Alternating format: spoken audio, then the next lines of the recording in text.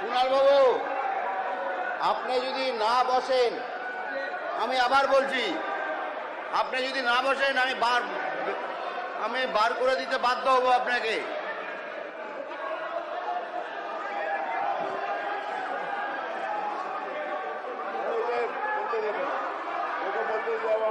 কুণাল বাবু, আপনি যদি না বসেন তাহলে আমি বার করে দিব কিন্তু।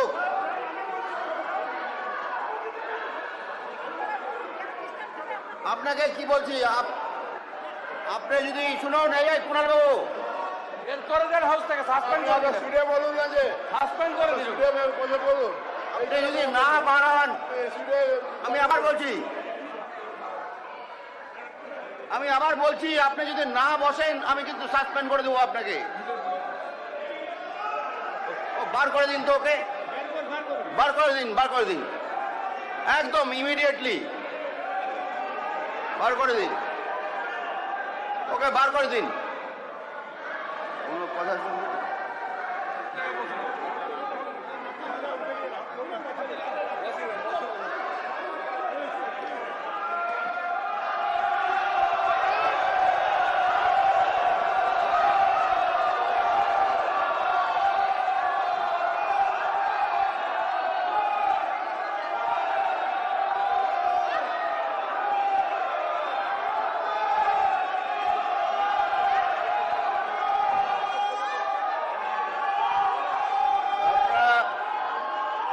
শান্ত হয়ে বসুন।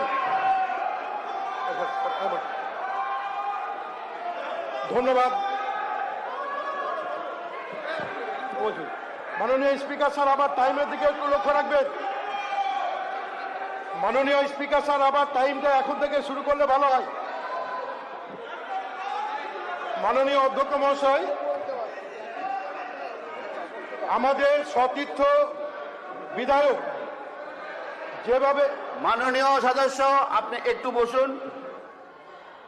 মাননীয় আমাদের মুখ্যমন্ত্রী আপনাদের সামনে বক্তব্য রাখবেন। মাননীয় অধ্যক্ষ মহোদয়, প্রতিবাদ অনেক রকম হয়, এখানে 5 বার 7 বার 8 বারের বিধায়করাও আছেন। এই রকম অসভ্যতা আমি বিধানসভায় আমরা আগে দেখিনি। আমরাও বিরোধী দলে ছিলাম, শাসক দলে ছিলাম, আছি।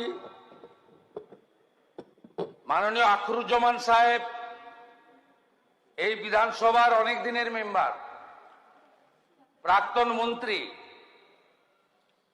উনার বাবা হাবিবুর রহমান সাহেব মুর্শিদাবাদ জেলার আপামর মানুষের একজন শ্রদ্ধেয় ব্যক্তিত্ব। আজকে যেভাবে মমতাপন্থী তৃণমূলের